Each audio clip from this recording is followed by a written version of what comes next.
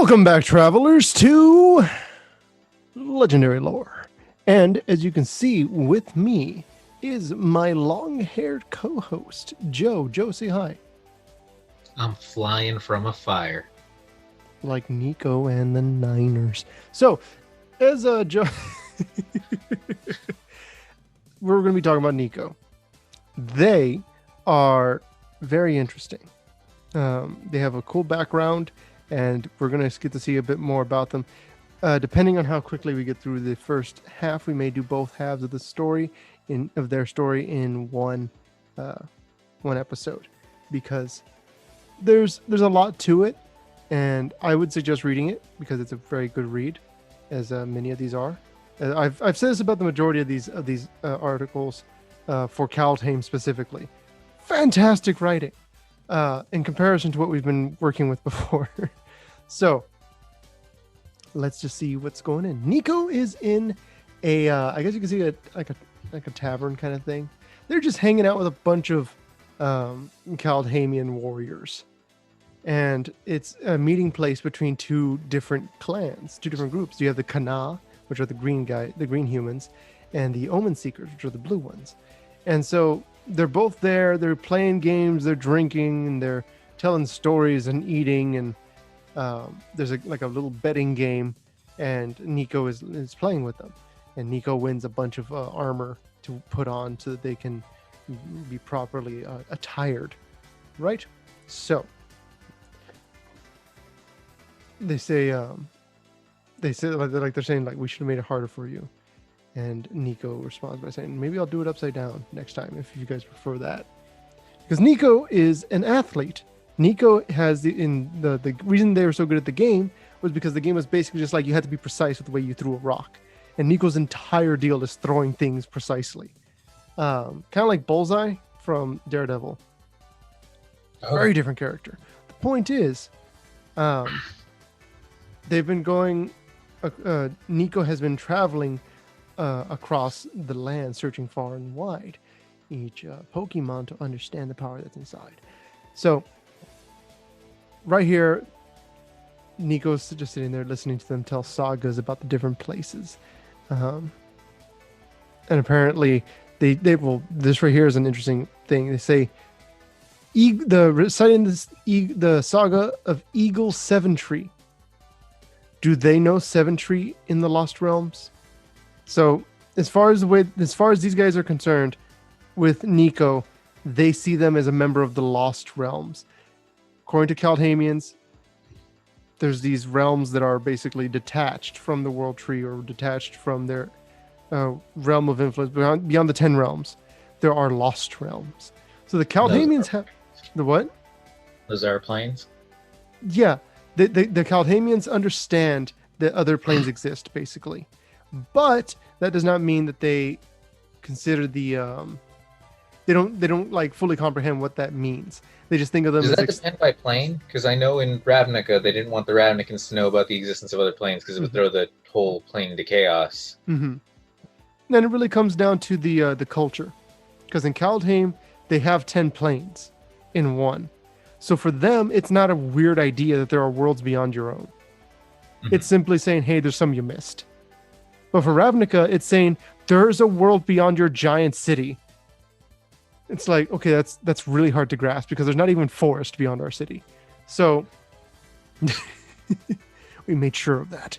So all this is happening.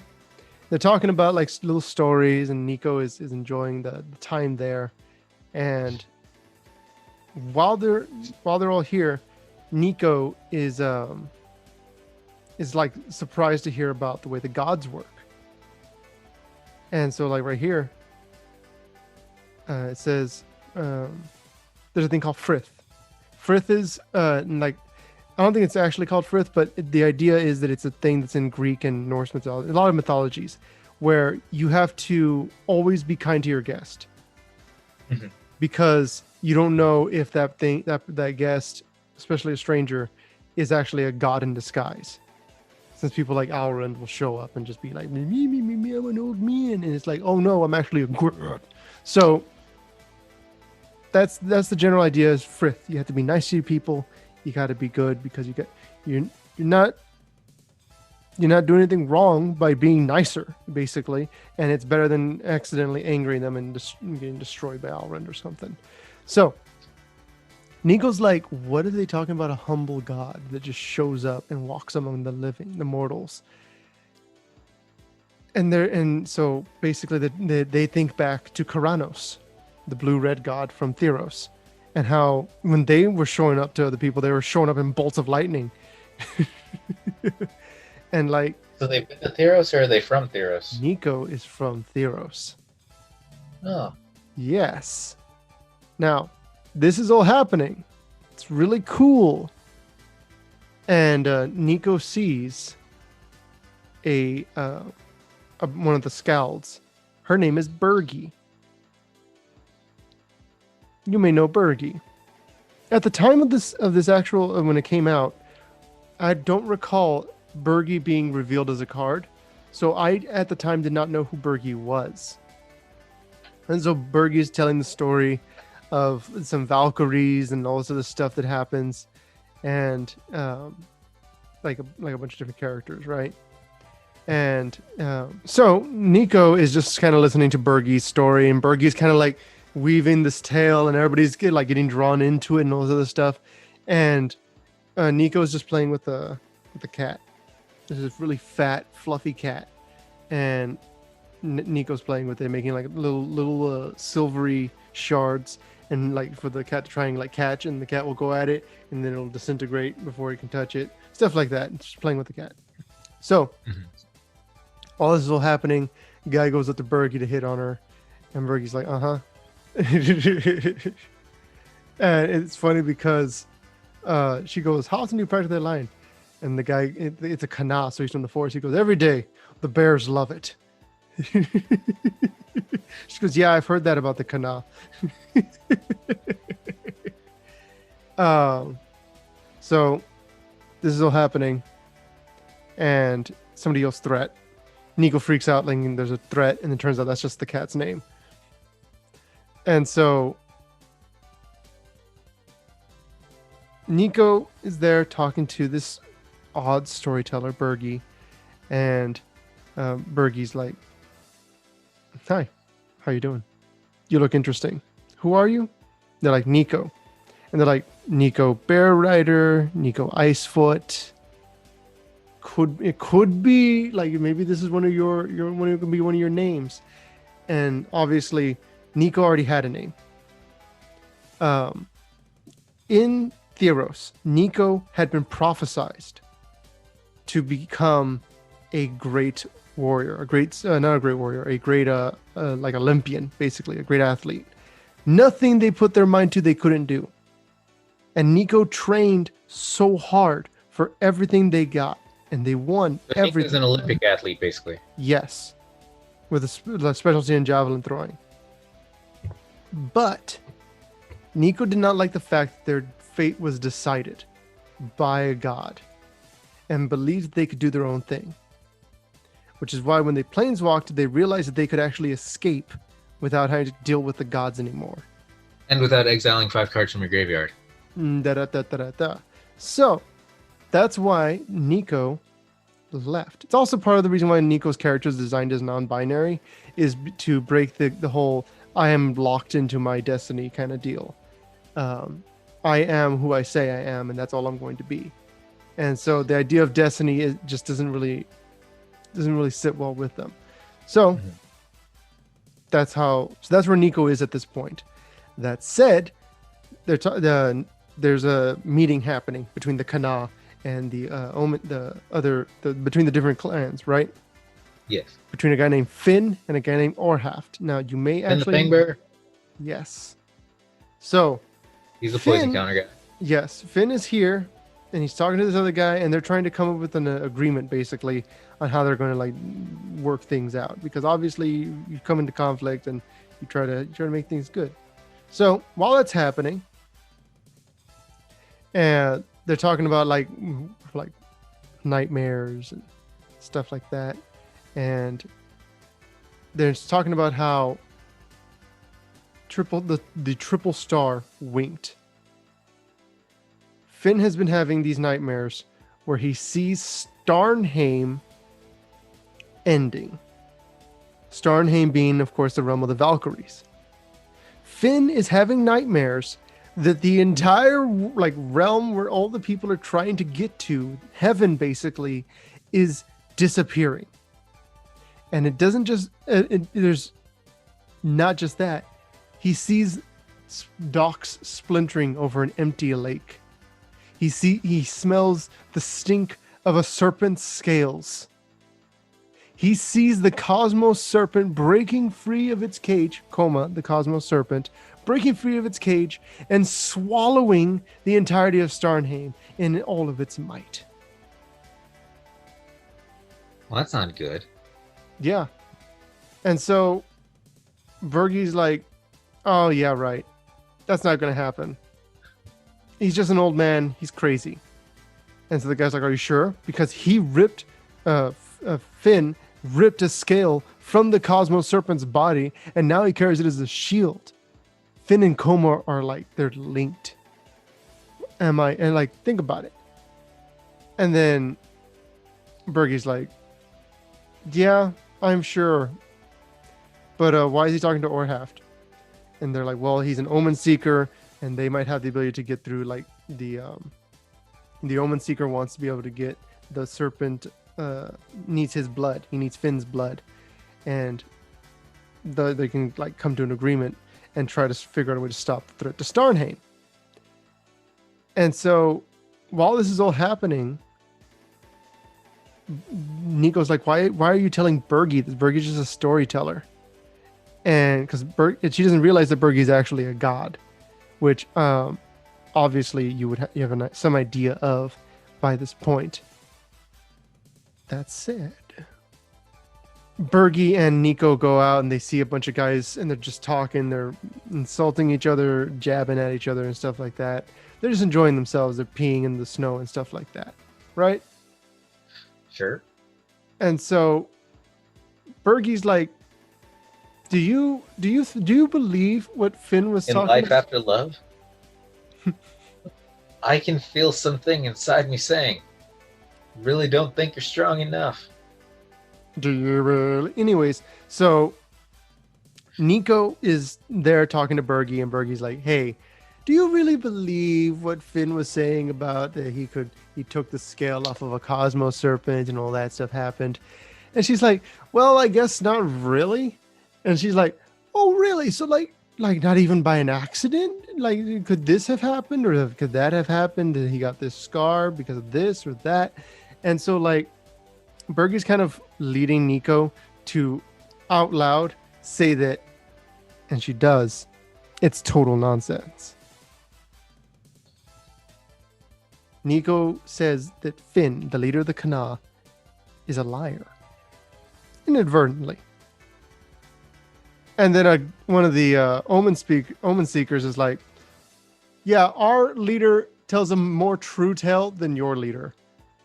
And then another guy's like, what you say? And so what follows is a series of blows and attacks, and Bergie just enjoying the fight happening. Some Valkyries showing up to be like, we need to deal with this because people are going to die. We need to take them and everything will be okay. And basically, in the end, one of the Valkyries comes down to stop one that was cowardly, to kill them. Because you know that's how the Reaper Valkyrie works, right? It's Yes. going to go down. It's going to kill a coward. And Niko's like, nope. And so they throw their like shard, their glass, and they hit the Valkyrie, the Reaper, and capture it. So no one's done that. No one should do that. That's a bad idea. And this whole time they'd been throwing these blades, these pieces of glass, to catch people that were in fights and getting knocked out and stuff, and were in dangerous situations. And by doing this, they're basically capturing them and then laying them out, and they throw up because they're disoriented. But the point being, Niko was making sure no one died that entire time. Is this why we opened with the Pokemon theme? Yes. So Niko catches a Valkyrie, and But Jada, it's a Valkyrie. I'm going to get a critical. And so, I mean, obviously, Nico doesn't want anyone to die, doesn't want to let go of the thing. And so Nico takes this object, this shard that contains one. Okay, so now that Nico has this Valkyrie in a shard, they go, okay, well, maybe if I take this to Orhaft and Finn, they'll be able to do something. I can use this as a way to maybe like figure out how to get to Starnheim, because they need this kind of thing, right? And so they show up and they're like, hey, all your guys are trying to kill each other. Could you do something about it? And he's like, what is that? They're like, this is a it's a Valkyrie. It's the smoothie. and so Orhaft is like, how is this keeping Frith? How is capturing a Valkyrie a good idea? And they're like, well, if we didn't do that, then all your guys would be dead and half of their guys. And they're like, okay, that's a fair enough reason. And so they basically realize that they can use the Valkyrie to get to Starnheim. So Orhaft takes the shard, looks at it, and they're trying to they start communicating with it basically. And Orhaft agrees. Take the shard, go there. So Niko shows up to Finn and Orhaft, gives them the shard. It's like, can you get me to Starnheim? They're like, that's a Valkyrie. That's not keeping Frith. And they're like, well, if you were to if you wanted me to just stay out of it, Bergie would have just let everyone die and would have just been like, ha ha ha ha ha. I couldn't let that happen. So I had to use my abilities to stop this. And I had captured this Valkyrie. It's like, okay. And Finn says, look, I gotta go. I'm going to check on my guys. You don't make any decisions until I come back. And Orhaft's like, you got it. Totally. So Niko gives them the shard with the Valkyrie in it. Orhaft's like, you got a deal. I'll send you to Starnheim. They're like, are you going to kill me? No, I'm not going to kill you. I'm just going to get you there. But once you get there, I can't say anything about what will happen to you once you are there. So just go make preparations, kind of deal. So Niko goes back and is like, what is the deal with Bergie? So Niko actually shoves Bergie. And when when they shove Bergie, she responds with extreme anger. And they're like, what kind of god drives their own people to kill each other? They're like, well, what kind of mortal steals into another world to play with a cat when they can do what you do? So Bergie is completely aware that Niko is a planeswalker. Mm-hmm. Because Bergie knows all the stories. Bergie's entire deal is stories. And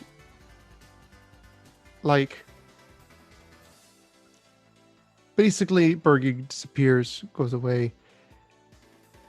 Niko goes to another one of the scouts, and a guy named Kiel. He was earlier talking as well, but he says that that's just how she is. That's how Bergie acts. Bergie just likes to show up, have a party, and start a fight, because that's all the fun that there is to have. And so Niko informs this guy, the scout, I'm going to Starnheim. I'm going to save Starnheim, because they heard the story of how the world is going to blink out of existence, which means that if it doesn't blink out of existence, that means Niko's success was successful. And the reason is because... Wait, so Niko is going to go to catch a legendary, basically. Yeah, pretty much. And so Niko's like, okay, I'm going to go. Do you want to come with me? And they're like, you like, obviously, you know the risks, but you're a great storyteller. You can come. And they're inviting Bergie? No, Niko's inviting the scout, the guy that she was talking to. Niko is inviting the Skald that they were talking to, Okay. and basically talking about how they never, because Niko never misses. That's their whole deal. They're kind of like Deadshot too. They never miss. They never freeze. But they purposefully missed in a tournament because they didn't want to be. They didn't want to be the champion. They didn't want to live that life anymore. So Not that's why. everyone wants to be a master. So Finn says that Nico's going to bring the apocalypse. That because of Niko, something terrible is going to happen. If Niko gets to Starnheim, Starnheim will explode and fall. Because Finn just gets that vibe kind of deal. Finn's also the one who saw Starnheim getting destroyed. But Niko needs to go there, defy destiny and all that. So the Scout's like, I'm not going with you. I'll see Starnheim when it's my time to see Starnheim. You will go. I'll make sure Finn doesn't know that you went until you're already gone. Solid. So, yeah. And so Niko and this the Valkyrie go on their journey.